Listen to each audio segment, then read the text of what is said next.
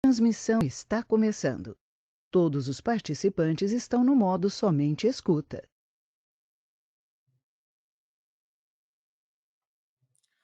Bom dia a todos, sejam bem-vindos a mais um TOTUS Responde aqui da TOTUS. Hoje o evento de hoje vai ser sobre ICMS AFD, ICMS PI.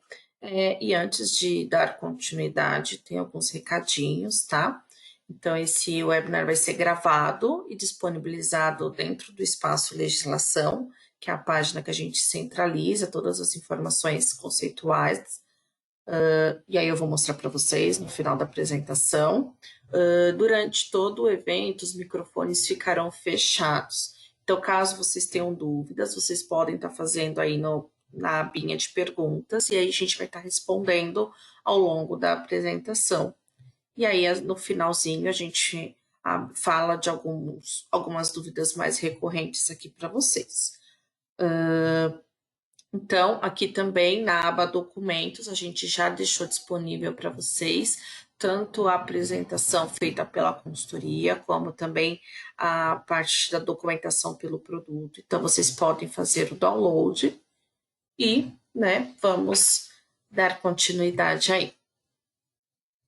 Então, para quem não me conhece, eu sou a Renata Santos, faço parte da consultoria de segmentos há 4 anos, tenho conhecimento tanto da parte fiscal, contábil, sou consultora aqui na TOTUS, dando apoio a atendimento e ao desenvolvimento, tenho conhecimento tanto na parte de conceitual, como também a gente dá apoio aqui, apoio no desenvolvimento para ter um melhor produto aí para vocês.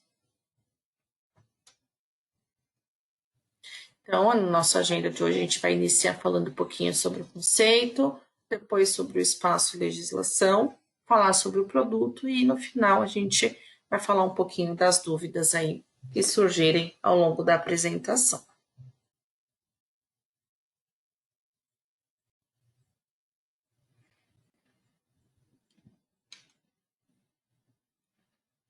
Então, vamos lá, né?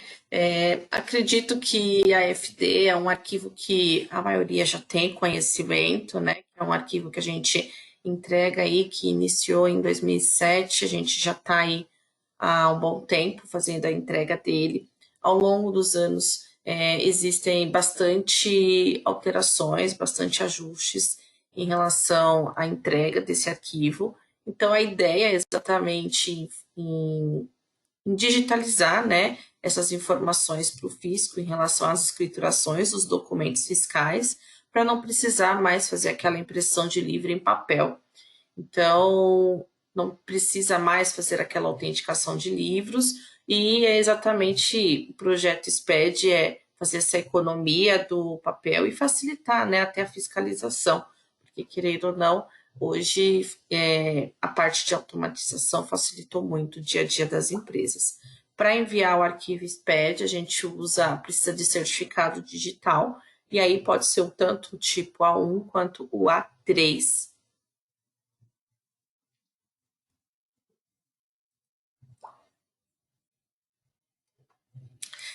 Aqui falando um pouquinho, né, quem pode estar fazendo essas assinaturas digitais do arquivo, que é feito pelo signatário da escrituração.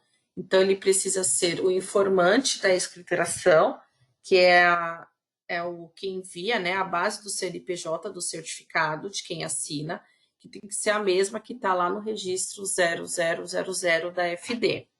Também pode ser o representante legal do informante da escrituração, e aí precisa constar essa informação, o CNPJ, como representante legal na Receita Federal, e só assim vai conseguir fazer a entrega da escrituração.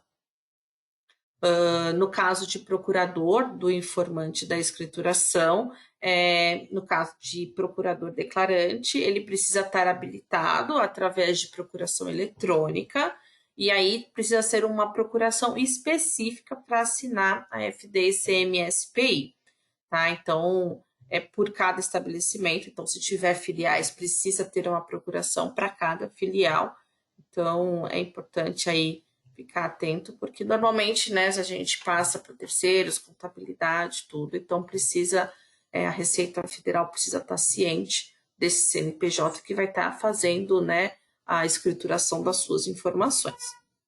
E ser sucessor do informante. Então, no caso que houve alguma fusão, extinção, a venda da empresa em que houve um sucessor, então ele também vai estar autorizado a fazer a entrega dessa FD-ICMS-PI, mas precisa também ser informada, né, para a Receita Federal que houve uma incorporação, e aí aquele período anterior, então ele pode fazer essa transmissão de arquivos.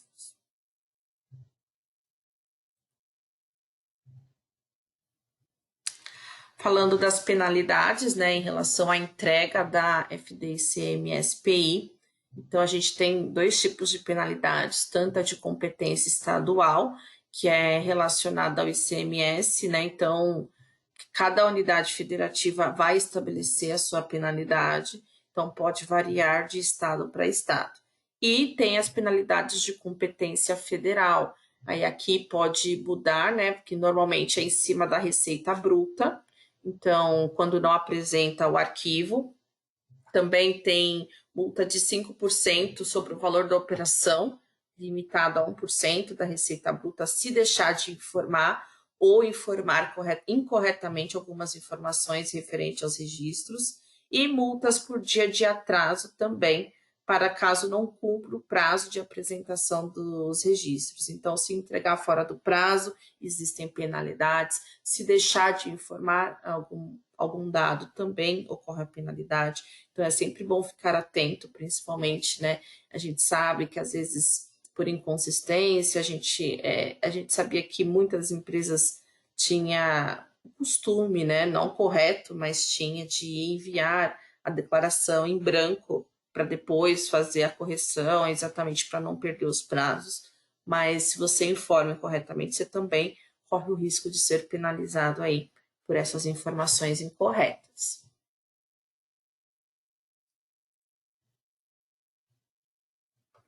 E aqui, né, as principais mudanças que a gente teve agora em 2023, que foi a descontinuação dos códigos de tabela, da tabela 412, que é a situação de documentos, que é do inutilizado e do denegado. Houve também algumas inclusões de novos registros, alterações em regras já existentes e o bloco K simplificado, que também iniciou agora em 2023. E aí agora eu vou falar um pouco mais detalhadamente sobre cada um desses pontos, tá?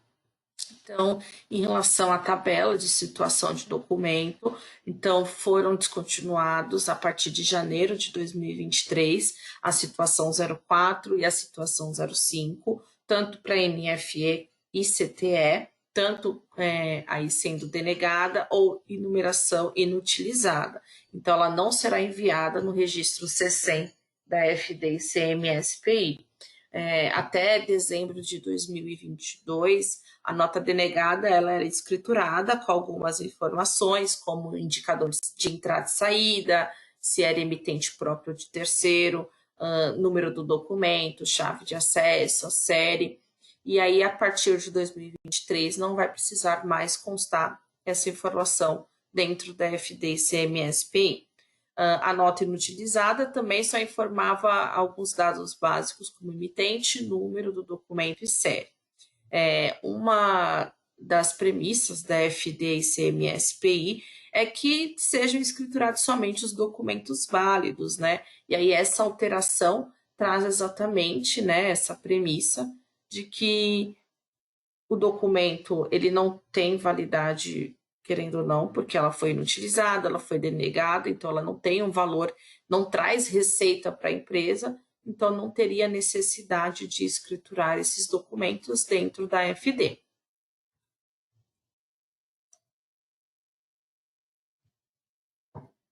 Em relação aqui à inclusão de novos registros, nós tivemos a inclusão do registro 0221, que é a correlação entre códigos, né? Que é exatamente para mostrar a relação de uma mercadoria vendida de forma diferente, né? Um exemplo até que consta no manual, do guia prático, é a questão do refrigerante, que a gente pode passar a embalagem de uma latinha, né, de 350 ml, como a gente pode passar aquela embalagem com 12.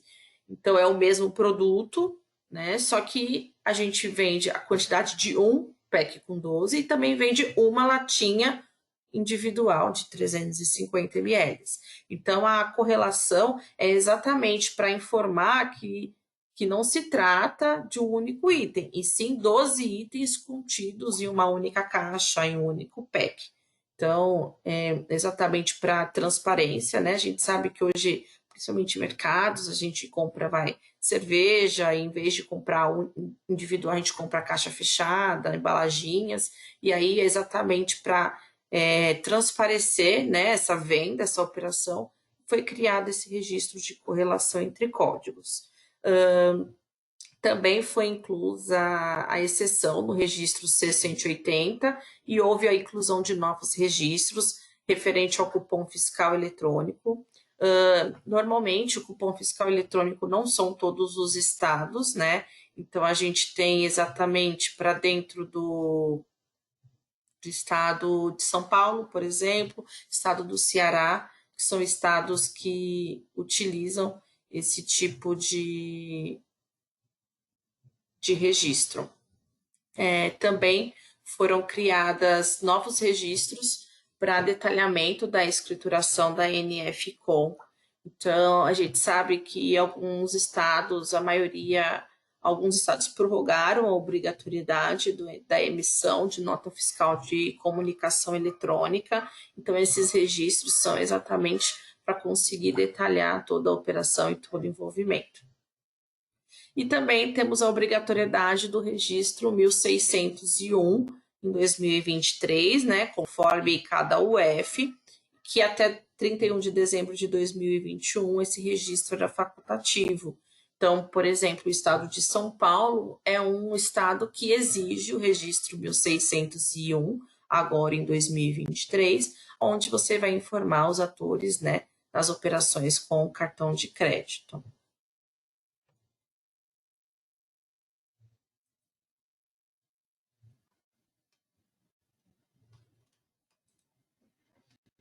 Aqui, em relação às regras, né, as alterações de regras já existentes, então a gente teve do campo 6 do registro C170, para não aceitar mais as notas denegadas e inutilizadas, né, que é o mesmo que está lá no registro C100. Em relação ao campo 9 do registro C800, que também não deverá mais informar o destinatário. O campo 9 é específico do destinatário, então a partir de 2023 não precisa mais informar o CNPJ do destinatário, no caso do C800, e alterações nas regras de validação do campo 2, dos registros C181, C330, 380, 430, 480, 815 e 880. Essa validação é em relação a algumas informações que eram facultativas e hoje vão passar a ser obrigatórias de acordo com o preenchimento do campo, que é o tipo de ressarcimento e restituição. Então, hoje, o Rio Grande do Sul é quem exige essas informações para ressarcimento, e aí, dependendo do que informar no campo 2, algumas informações serão obrigatórias. Alteração do campo de validação, campo 6, o C185, é o mesmo, né? O motivo da restituição, que também é a mesma regra do campo 2 dos registros anteriores. Então, de acordo com o que preencheu o motivo da restituição, algumas outras informações passarão a ser obrigatórias. E também a alteração da quantidade de caracteres, né?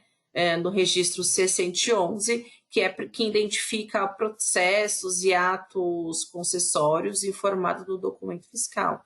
Então, empresas que possuem regime especial, algum tipo de algum processo que precisa informar no documento fiscal, agora terão 60 caracteres para estar informando aí dentro do registro C111.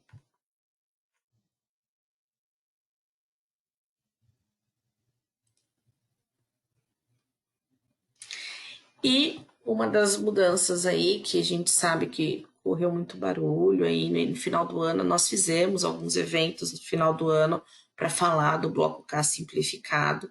Então, a partir de 2023, ele teve essa opção de enviar o Bloco K simplificado, mas ele é voltado para empresas que possuem a obrigatoriedade de escrituração do Bloco K completo. Ou seja, quem vai enviar o Bloco K simplificado?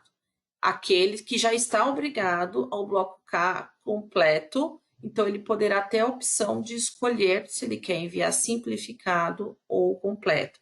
Então, a obrigatoriedade, eu coloquei aqui para facilitar a questão dos quinais, né? Então, todas as divisões que constam aqui, 11, 12, 291, 292, todos os estabelecimentos industriais, não importa, tá? Se é um KNAI primário ou secundário, ele constando lá no seu CNPJ, você passa a ser obrigado à entrega do bloco K. E aí o bloco K simplificado é exatamente para você não precisar enviar todos os registros. E aqui eu coloquei o escopo do bloco K até para facilitar, né? Então, quem enviava o bloco K reduzido, que era o K010, o K200 e o K280, permanece enviando da mesma forma esses 3 registros. Agora, quem entrega o escopo completo, ele pode enviar todos os registros dos blocos ou, né, escolher a opção simplificado. Então, se for simplificado, ele precisa enviar o K010, o K200, o K220, K230, K250, K270, K280, K290, K291, o K300 e o K301. Um ponto importante em relação ao bloco K simplificado é que mesmo que você envie o bloco K simplificado, a fiscalização ela pode exigir, né, o bloco K completo. Então, por mais que você envie o simplificado, você também tem que ter uma forma de disponibilizar para o fisco ele com todos os registros do bloco K preenchido.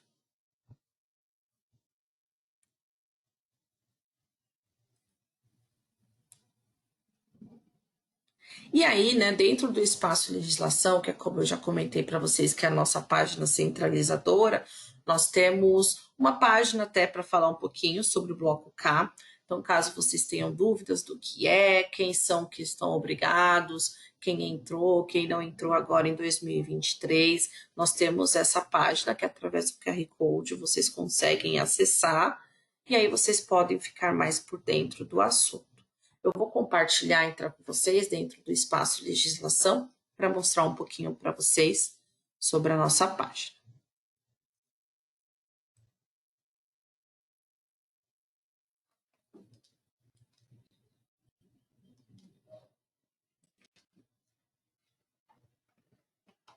Então, dentro da nossa página, a gente tem aqui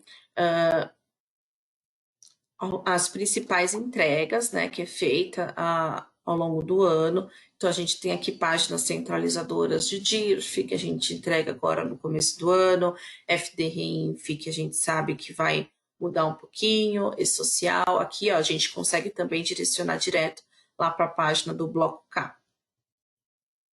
Então, mostrando aqui para vocês, tá? Então, aqui a gente fala um pouquinho, a lei da liberdade econômica, o ajuste CINEF, todo o cronograma de implantação de quem foi entrando ao longo dos anos e o que está previsto para entrar em 2024, 2025, as consequências, as novas regras em questão da simplificação do Bloco K. Então, aqui a gente tem, né, o detalhamento do registro K010, que a gente sabe que é dentro do K010 que a gente vai informar qual é o tipo de layout que será informado dentro do bloco K, se é simplificado, completo ou o reduzido, né, que é do saldo de estoque. E aqui a gente detalha um pouquinho dos registros, tá? Aqui também tem a estrutura do simplificado, E aqui a gente também tem um layout da FD ICMS-PI, ela está na versão 3.11, a gente está já planejando já para atualizar para 3.12, mas caso vocês tenham interesse, vocês já podem baixar aqui e conhecer um pouquinho o nosso material. E vou falar um pouquinho também sobre o classificador fiscal. O que é o classificador fiscal? Ele é um chatbot. Hoje a consultoria ela tem feito a divulgação do classificador exatamente para facilitar o dia a dia das empresas, em que a gente apresenta um chatbot em que você pode fazer consultas, né, com relatórios inteligentes para consulta de CMS, IPI, PIS e COFINS, de acordo com o NCM do produto. Como vocês sabem, né, a legislação brasileira ela muda com uma velocidade, né, que não temos nem como discutir, porque todo dia a gente tem uma novidade, são muitas legislações alterando todos os dias. Então, através do chatbot, a gente tem uma forma centralizada de consultar, né, o NCM e saber a tributação dela com embasamento legal. E aí, com isso, a gente tem uma calculadora de cálculos também, tá? Vou até colocar o vídeo aqui para vocês, em que você consegue visualizar. Deixa eu até por assim. Tá? Essa aqui é a página do classificador, onde você coloca a descrição ou NCM, nesse caso aqui colocou o açúcar, então você seleciona o seu produto e aí você vai informar dados daquela sua operação, qual é o F de origem, qual o F de destino, qual é a natureza daquela operação, se é uma venda, se é uma transferência, e aí também a gente coloca se é para consumidor final que a gente está vendendo, se é uma distribuidora, e aí com essas informações você coloca todas essas informações, né? E aí tanto a TOTOS dentro do Busca Legal aqui vai fazer uma pesquisa, né, com todas essas informações. Então precisa informar o regime tributário exatamente para ele avaliar a legislação de acordo com o seu regime tributário. Se você é lucro real, se você é simples nacional,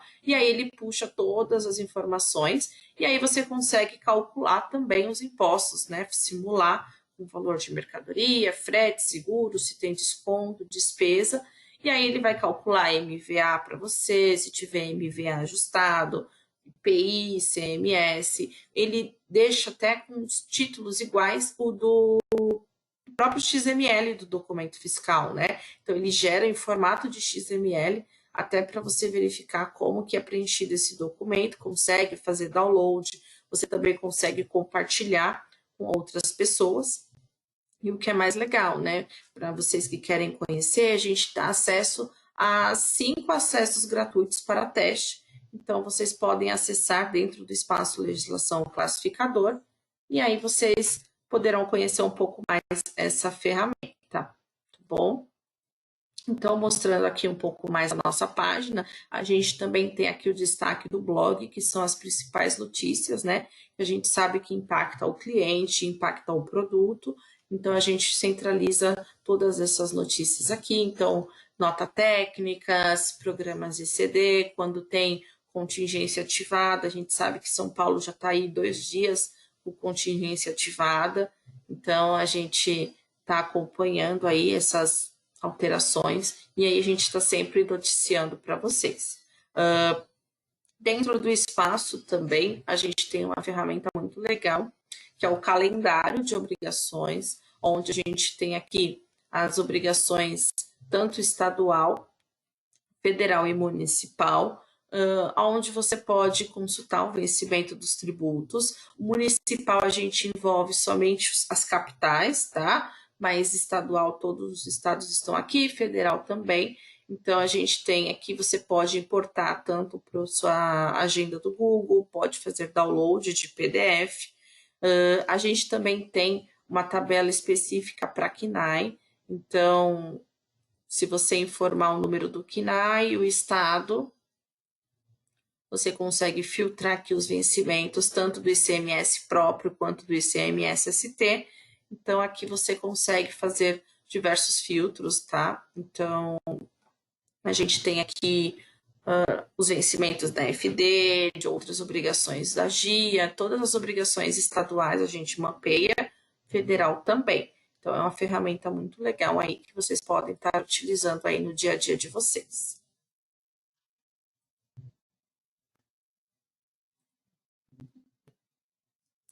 Já no portfólio, a gente tem aqui um mapeamento das obrigações, né, que cada linha de produto atende. Então, por exemplo, nem todas as linhas de produto a gente atende na parte de RH. Então, algumas linhas, por exemplo, 13º, a gente sabe que Proteus trata, a gente sabe que DataSul trata algumas linhas, então aqui é uma forma de você saber quais linhas de produto atende. A gente tem algumas linhas de varejo aqui também mapeadas, e aí, de acordo com algumas obrigações, né? As linhas de produto aqui, CPC também. Então, tudo a gente tem mapeado aqui o que cada linha de produto atende aí de obrigações por estado. Então, você consegue fazer filtro por estado e ver o que cada linha de produto atende.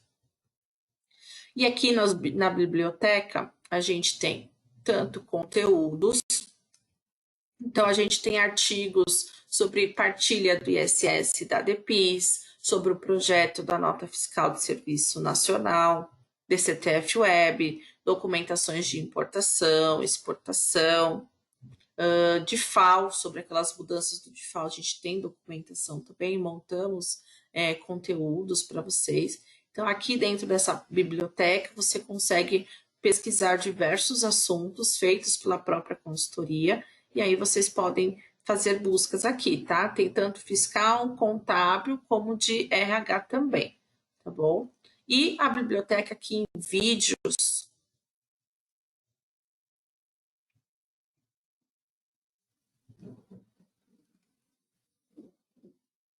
vai ser direcionado para o YouTube, onde vocês poderão assistir as apresentações que estão sendo feitas aqui pela consultoria. Como eu comentei no início da apresentação, esse vídeo está sendo gravado e aí ao longo da semana a gente já disponibiliza aqui para vocês e aí vocês podem acessar aqui o vídeo e assistir quantas vezes vocês quiserem, compartilhar com quem vocês quiserem. É um material bem rico, tá? Então a gente sempre deixa aqui registrado. Então, ó, como eu comentei, no final do ano a gente fez algumas rodadas de bloco K. Então, a gente tem aqui por linha de produto, tá? Então, tem Proteus aqui também, bloco K 2023. Então, a gente publicou, fica tudo mapeadinho aqui. Vocês podem navegar aqui, tem diversos conteúdos aí que vocês podem estar acessando. E agora, né, eu vou passar a minha apresentação dando continuidade. Eu vou passar para o Maílson. A parte conceitual é isso. Eu vou estar acompanhando vocês no chat, caso vocês tenham dúvidas, estarei respondendo. E aí agora o Maílson vai falar um pouquinho sobre o produto, né? Como ele está tratando essas alterações agora para 2023. Só um momentinho.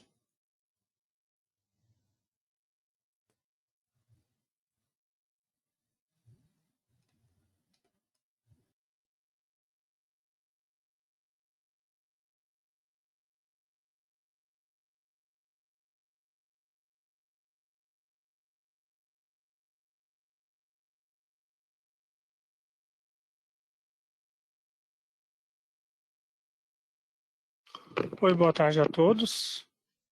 Me chamo Maílson, sou da atendimento do suporte de arquivos magnéticos e atuo com a demanda relacionados às obrigações fiscais, tá? Hoje iremos falar um pouco sobre as tratativas que o Proteus está fazendo para atender às mudanças relacionadas ao layout 17. Tudo bem?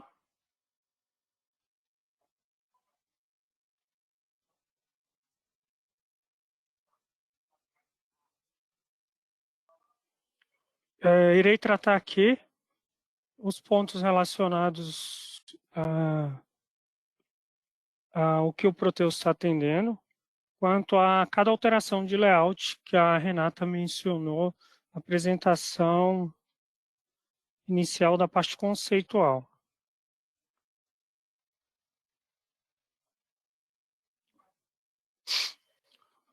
Iremos falar aqui do layout 17, o Guia Prático 3.09.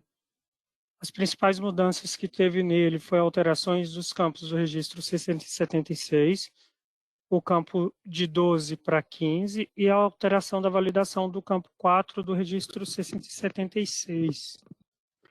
E a principal mudança que traz, abordada na versão do layout 3.0.9, é a alteração relacionada ao bloco K.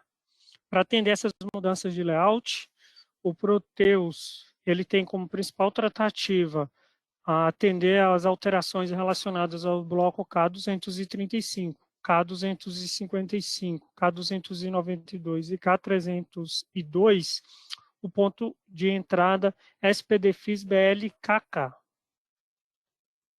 As demais alterações relacionadas às validações dos campos 12, 14 e 15, ele foi feita alteração direto na validação do fonte, para atender essa necessidade do guia prático. E os fontes, eles possuem data superior a 22/12/2022. O layout do guia prático 3.10, ele tem como as principais mudanças as alterações relacionadas à tabela 4.1.2, que passa a partir de janeiro de 2023 a não considerar mais as notas inutilizadas e denegadas. Teve a inclusão do registro 0221, C855 filhos, C897 e D700 e filhos. Teve a inclusão da exceção do número 2, a validação do registro C800, alteração da regra de validação do campo 6, do registro 670, alteração da regra de validação do campo 9, do registro C800, alterações das regras de validação do campo 2, do C181, C330, 380, C430, C480, C815 e C880. Alteração da regra de validação dos campos 6, do 685, alteração do tamanho do campo 2 de 15 para 60 caracteres do registro 611, alteração do tamanho do campo 3 de 15 para 60 e relacionado aos registros E112, E230, E212 e 1922. Alteração do tamanho do campo 6 de 15 para 60 dos registros E116, E250, E316 e 1926.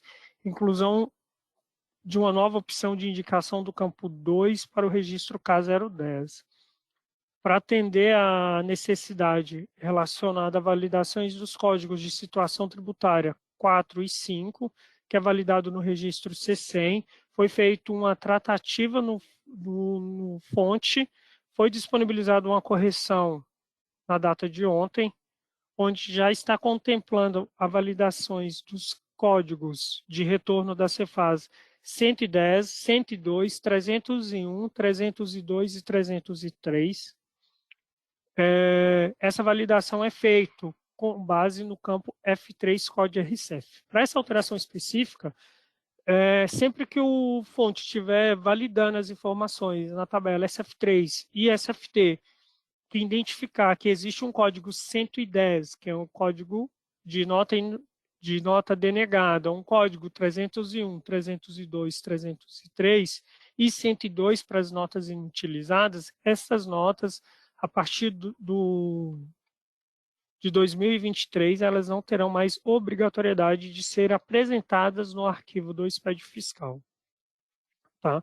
Para atender às mudanças relacionadas à inclusão do registro 0221, a gente tem uma tratativa que está junto com o produto, que está sendo avaliado como que vai ser implementada essa tratativa para atender essa validação do registro. Caso alguém possua a necessidade de validar ou entregar esse registro, pode estar direcionando um ticket junto aqui para a equipe de arquivos magnéticos, que a gente já direciona essa necessidade junto do produto para estar avaliando, tá? Relacionado aos campos, C855, C857, C895 e C897, eles têm uma tratativa que passou a ser realizada, eles têm como a definição de geração desses modelos através do SAT-CE. Essas informações, atualmente, elas são geradas diretamente do módulo do loja, e tem um relacionamento para ser gerado o registro 0460 com base nas especificações para atender a necessidade do layout 17. O C857, ele tem uma tratativa que ele valida através do relacionamento, da configuração da TES. Ele tem uma tratativa lá na aba lançamentos da apuração, e ele valida com base nas informações contidas na configuração do código de reflexo. Para mais informações sobre isso, a gente tem a nossa equipe de escrita fiscal, que atua caso vocês venham até alguma necessidade, a nossa equipe de escrita fiscal, ela que atua nessa demanda relacionada a configurações de código de reflexo. Essas informações gatilhadas no C857, ela tem relacionamentos com a tabela CDA. Tá bom? Observação: o Programa Validador de Escrituração do IPI para a versão foi publicado dessa nova versão na tabela na data 29/11/2022. Os registros NFE-COM relacionados com o Guia Prático FD ICMS-SI 3.11 não serão mais implementados nessa versão. Então, todos os registros D700, D730, D735, D737, 750, 760 e 761, que tem como modelo 62, elas não serão mais tratadas para gerações dessas informações, tá bom? Layout 17, guia prático 3.11.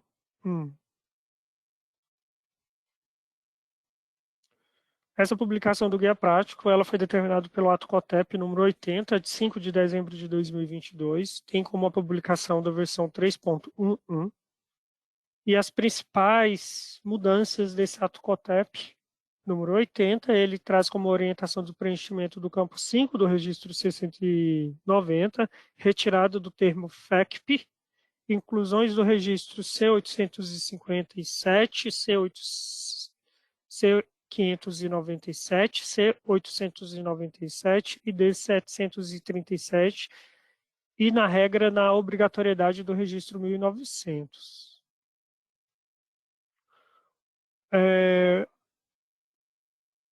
As tratativas relacionadas ao registro C190, a retirada do termo, essas tratativas foram feitas diretamente no fonte. Então, a princípio, não sofreu nenhuma alteração direta relacionada às configurações. As inclusões do registro C597, C857 e D737. O registro 1900 é um registro que a gente já atende há muito tempo. Esse registro ele tem como particularidade um exemplo de alguns clientes do estado do Rio Grande do Sul, e esse registro ele tem como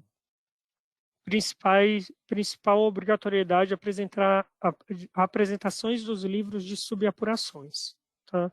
É um registro que a gente atende há muito tempo.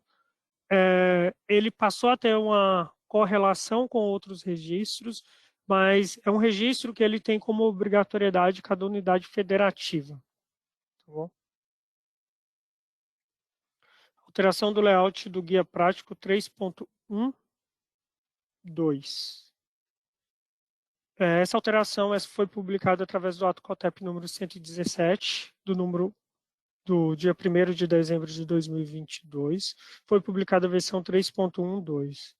Ele tem a inclusão do modelo 66, as informações do registro C700, C790 e C791, alteração da obrigatoriedade dos campos 8 e 9 do registro C700, de obrigatório para opcional, alterações da alteração da orientação de preenchimento dos campos 6, 7, 8 e 9 do registro C700. Para a tratativa dentro do Proteus, ele foi implementado uma pergunta na Wizard, que é essa telinha que está aqui embaixo, que você vai definir para apresentações dos modelos 66, que são as espécies NF3, que ele tem a tratativa se essas novas operações serão apresentadas de forma consolidadas ou individual. Conforme mencionado no início, todos os fontes que possuírem datas superiores a 22/12 que forem executados o PDDistro, que é o compatibilizador, e a aplicação da PET junto ao ambiente, quando for essas perguntas aqui, elas já estarão disponíveis na Wizard de geração do arquivo. E aqui ele tem uma especificação da forma que será apresentado o registro, que deverá ser definido no momento da geração do arquivo, tá? E aí tem a opção de ambos, analíticos e consolidado. E caso alguém tenha alguma dúvida, irei abrir para as dúvidas, pode estar mandando via chat que iremos estar respondendo. Vocês podem estar direcionando se for algo mais voltado para o produto para mim, ou se for algo relacionado mais à parte conceitual, mais técnica, para nossa colega Renata, tá bom?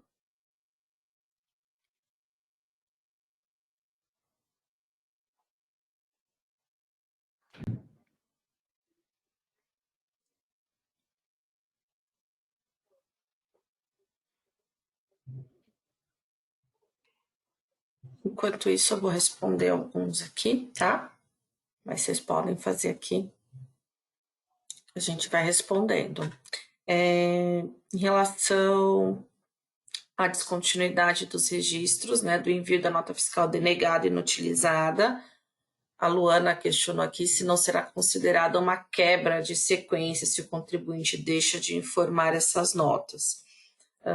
Assim, temos hoje o registro 1710, ele continua válido para informar a numeração de cancelada e inutilizada.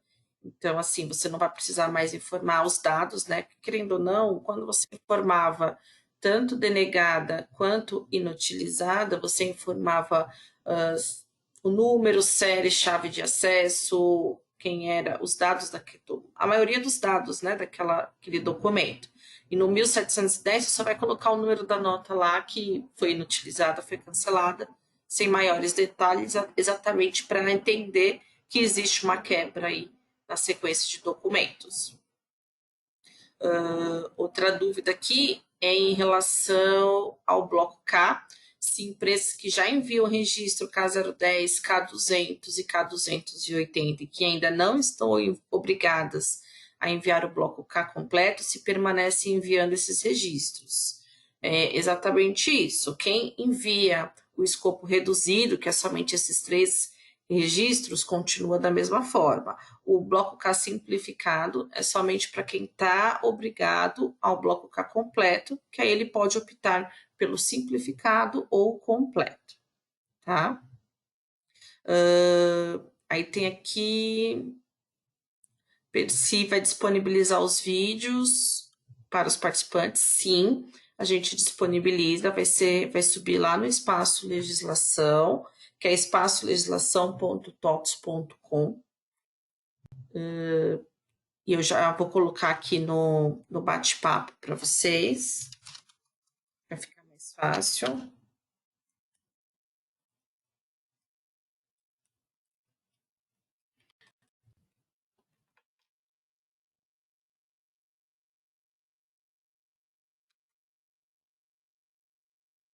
Aqui no bate-papo eu coloquei o link do Espaço Legislação e aí vocês conseguem acessar tudo aí para vocês.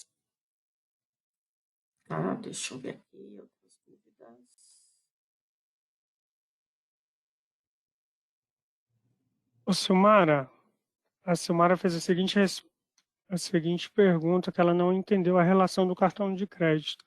Silmara, relacionada a apresentação das informações de cartão de crédito no layout 17, ele passou a ser obrigatório para algumas unidades federativas, tá? Esse é um registro que ele já tem, já constando na validação, na estrutura do arquivo do SPED fiscal desde o layout 16. Caso não esteja clara a minha resposta, você pode estar reformulando a sua pergunta, por gentileza?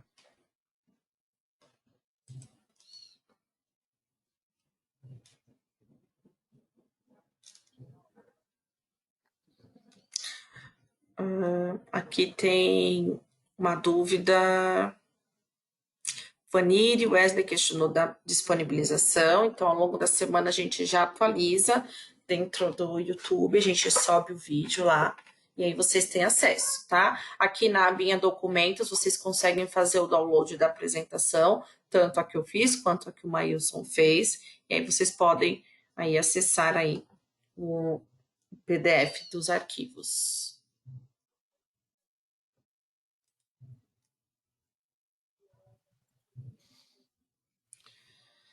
O Jair fez a seguinte pergunta: não consegui ver as explicações do registro 1601 sobre o Pix. Gostaria de uma explicação como o Proteus fará para esse tratamento nas gerações dos arquivos. Será por o cliente ou pelo banco de maneira acumulada? O Jair, essa questão do registro 1601, ele tem lá como especificação do manual do SPED que ele trata apresentações dos valores referente ao total de pagamento relacionados às instituições financeiras, tá? Em cima disso, eu gosto sempre de fazer uma observação nos atendimentos, porque pode ser que cada unidade federativa exija uma forma de apresentar diferente, visto que o registro ele é determinado através de cada unidade federativa. E respondendo a sua pergunta, o Proteus hoje a gente tem duas tratativas para atender a necessidade desse registro. Ou essas informações serão apresentadas no arquivo de forma automática para os clientes que utilizam o módulo do Siga Loja, e aí é configurável, tá? Essas questões de forma de pagamento. Ou para os clientes que não possuem módulo de loja, ele é gerado através do ponto de entrada SPED 1601, tá bom? Acredito que já respondeu também para a Eumantina, que ela questiona se será gerado no ponto de entrada. Então, sim, será. Tá? A Aline também, acredito que a resposta dela também foi, que é o questionamento que ela faz, o sistema já está preparado para gerar o registro 1601, está sim, Aline. As formas que eu mencionei, ou através do ponto de entrada, SPED 1601, ou através de forma automática, através do módulo do loja.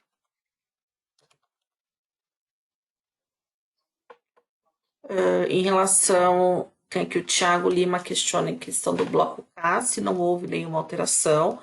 Então, o bloco H não houve alteração e até houve alguns questionamentos aqui que a gente recebe em relação ao bloco H e o 0221 da correlação, né? E mesmo tendo um registro novo de correlação de mercadorias, o bloco H também não é impactado em relação a isso. Então, não houve nenhuma alteração em relação ao bloco H.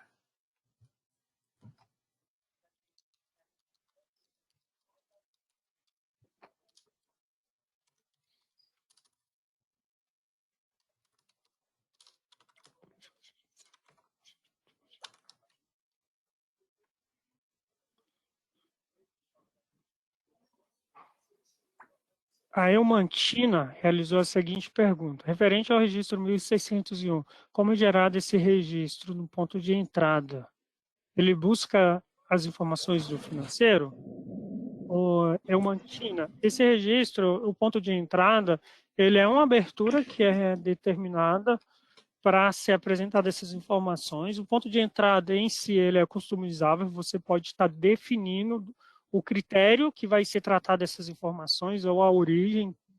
Atualmente, ponto de entrada, o exemplo, se você pegar lá pelo link do TDN, ele está disponibilizando as gerações dessas informações com base no faturamento, tá? Com base na emissão do documento.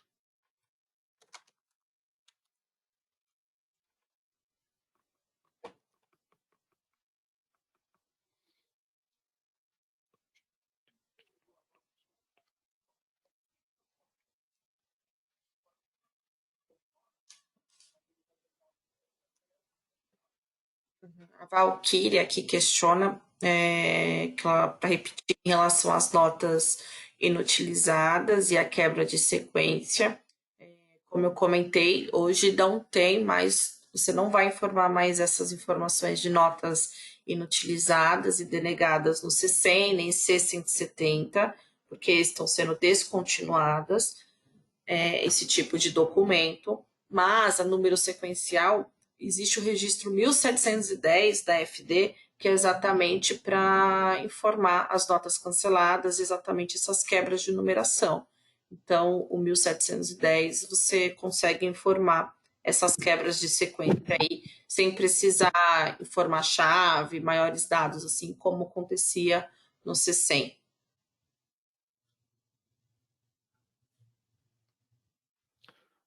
A Silmara fez a seguinte pergunta: no caso do cartão de crédito, na nossa empresa não trabalhamos. Então, a minha dúvida é em questão do registro e de onde ele carrega, do recebimento do pagamento? Ô, Silmara, com base no guia prático, como eu havia mencionado, ele tem a apresentação do registro se dá com base no total de pagamentos, tá? Então, quer dizer, ele não deixa claro ao ponto de especificar se é o que recebeu ou o que você está pagando. Ele fala que é o total de pagamento. Por isso que o ideal seria, para essa pergunta sua, direcionar ela junto ao fisco, pedindo a eles mais esclarecimentos da forma que o Estado deseja recepcionar essa informação, que pode ser que tenha alguma mudança, tá? Relacionado às definições que o próprio guia prático determina quanto à apresentação. Pode ser que o Estado ele exige uma outra forma para recepcionar essas informações. Então, para esse caso, o ideal é direcionar junto ao fisco da unidade federativa que a empresa está situada, tá bom?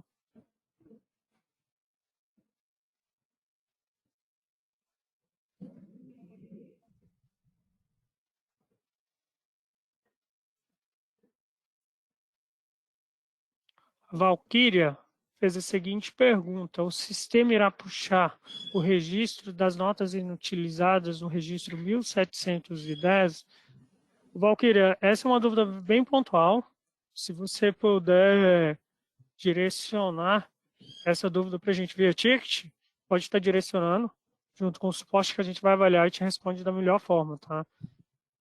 Como a Renata mencionou, ele é um registro que trata a apresentação, só que a gente tem um ponto que o registro 1700 e filhos, ele tem como apresentação, a definição dele se dá com base em cada unidade federativa, quanto à obrigatoriedade de apresentar o registro. Como a Renata colocou, o que o layout ele trata é que as notas inutilizadas e denegadas não terão mais obrigatoriedade de apresentar, isso com base no layout 17. E, se por algum motivo ele gerar no registro C100 essas notas, ele irá causar erro de validação no PVA.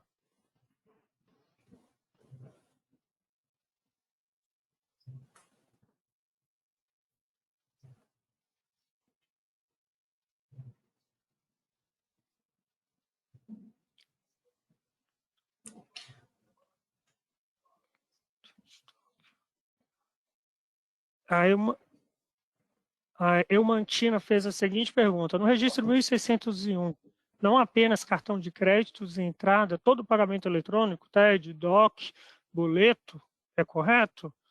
Oi, Mantina. Lá ele menciona, a gente tem o guia prático, ele fala que são todos os pagamentos de instituições financeiras, tá? Então, quer dizer, entendo que dentro de um conceito, o boleto também entraria. E só que a gente tem uma questão que o Perguntas e Respostas, ele trata que é pagamentos relacionados a instituições financeiras. São essas questões, a gente tem alguns pontos que estão sendo avaliados aqui internamente, mas o ideal seria direcionar junto ao fisco do Estado, junto à unidade federativa e fazer o questionamento da forma que ele deseja estar recepcionando. Mediante essa resposta, você está direcionando para a gente estar avaliando a questão relacionada à geração e apresentação dessas informações dentro do arquivo mediante ao produto, tá? Sim, porque é importante, até complementando o que o Mailson disse, é importante lembrar que o 1601 é por UF. Então, pode ser que estados exijam de todas as informações, como o TED, DOC, boleto, pode ser que outros não. Exijam somente aquele que tenha uma intermediação aí, que não foi diretamente, por exemplo, boleto. Normalmente emito o boleto, mas você paga direto para mim. Não tem uma intermediação aí. Se você for verificar o registro 1601, você tem duas informações aí, tanto quem é instituição financeira quanto quem intermediou aí a operação. Então pode ser que aí vai depender de cada UF, tá? Então a melhor coisa mesmo é questionar o fisco do seu estado para verificar o que ele prevê para esse registro 1601.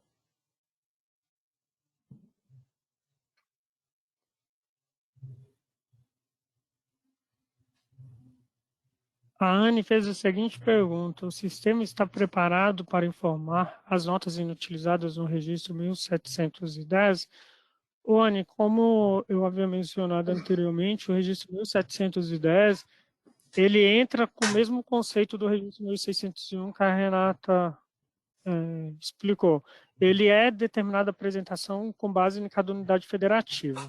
Então, assim, o ideal é verificar se o Estado está fazendo essa exigência quanto à apresentação do registro 1710. O Estado ele exige que desejam ser demonstrado essas notas inutilizadas nesse registro. O que a gente tem hoje dentro do produto, a gente atende, é um registro que a gente atende há muito tempo, os registros 1700 e filhos. Então, assim, só que a gente tem uma tratativa dentro do sistema que ele trata as autorizações referentes à IDF. Tem alguns estados que passaram a partir desse ano, junto com o layout 17A, a obrigatoriedade de apresentar os registros 1700 e filhos. Só que, assim, o ideal é a gente estar buscando avaliar cada caso, cada situação, para entender o que o fisco necessariamente deseja recepcionar mediante essas validações desses registros, tá? Então, assim, peço por gentileza, se puder direcionar, ou se você já tiver algo específico do Estado que fala, ó, precisa apresentar, estrutura, minha validação do registro é isso, direciona para a gente aqui junto com a equipe de arquivos que iremos avaliar e te retornar o mais breve possível, tá bom?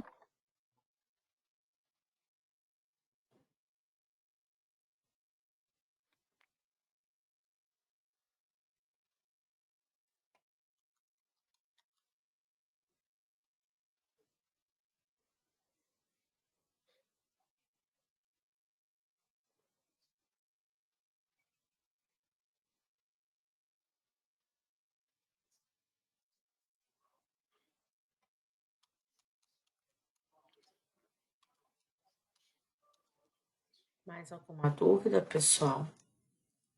Pode colocar. A Cristiane A gente fez... responde. Desculpa, Ana. Imagina, pode falar. A Cristiane fez a seguinte pergunta: o registro 1601 é só para pagamentos de cartões de créditos? O Cristiane, a interpretação do registro ele é bem ampla. Ele menciona também lá no guia prático que ele é referente a pagamentos eletrônicos. Então, tudo que for um pagamento eletrônico, teoricamente, deveria apresentar no registro 1601, entendeu? Mas a gente reforça mais uma vez que o ideal é fazer a consulta junto ao fisco e questionar o que o fisco da unidade federativa que a empresa está situada, o que ele deseja recepcionar mediante a apresentação do registro 1601. Pode ser que tenha pode ser que tenha mudança de um estado para o outro, visto que cada unidade federativa ela pode tá fazendo essa tal exigência mediante a retenções de informações, tá bom?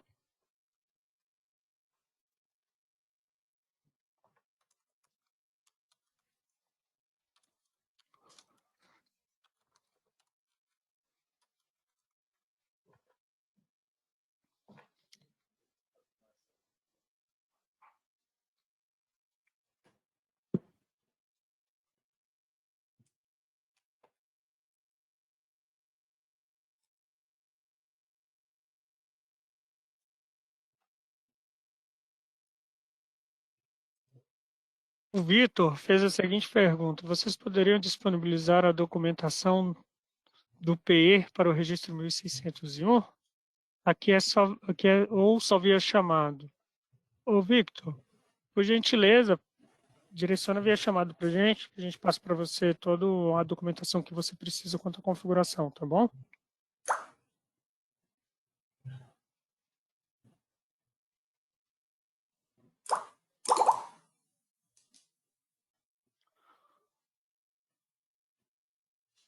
O André fez a seguinte pergunta: o registro dos 700 vai gerar um registro para cada nota fiscal denegada e inutilizado? O André, o registro 1700, ele é um registro que ele também é definido por cada unidade federativa. O registro 1700, ele tem alguns critérios de informações para serem apresentados. Entre eles, ele menciona a questão de notas inutilizadas e denegadas. Mas o importante mesmo é a gente saber se o estado seu, que a empresa está situada, a unidade federativa, tá? O que ela está exigindo e se ela está exigindo a apresentação do registro. Tá bom? E mediante ter essas informações, se puderem encaminhar para a gente aqui do suporte, a gente avalia e te direciona da melhor forma.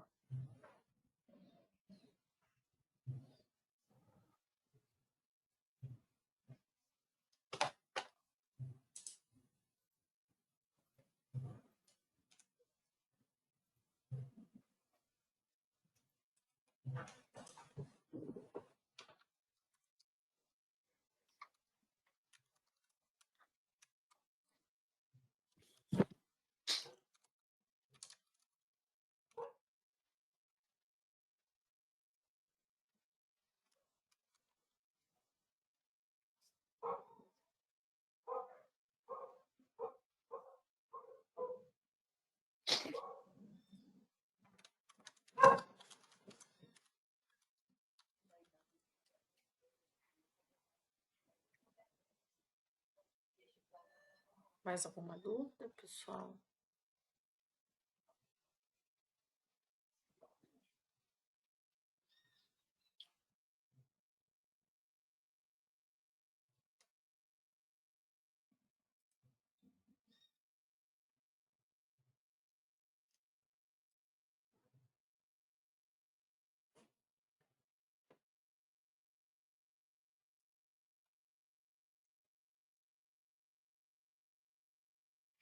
Bom, então, nós vamos encerrar.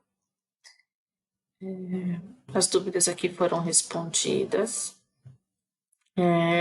Como eu já comentei, dentro do espaço de legislação, a gente vai disponibilizar o vídeo, então vocês poderão acessar depois para assistir novamente e compartilhar com quem vocês quiserem.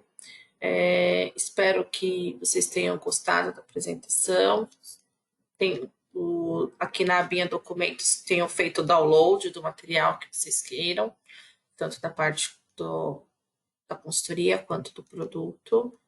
E em breve aí teremos novos eventos aí para vocês. Espero que tenha sido produtivo. E obrigada aí por essa manhã aí juntos. Obrigada, Maílson, também, pela participação, pela ajuda, pela parceria aí. Acredito que é isso. Quero agradecer também a participação de todos e caso alguém tenha ficado com alguma dúvida ou algum ponto não ficou tão claro, por gentileza, abrir ticket, direcionar junto ao suporte. Queremos estar buscando responder todos da melhor forma. Muito obrigado pelo convite, Ana. Sempre que precisar, estou à disposição. Obrigada, viu? Obrigada, pessoal, a todos. Tenham um ótimo dia aí.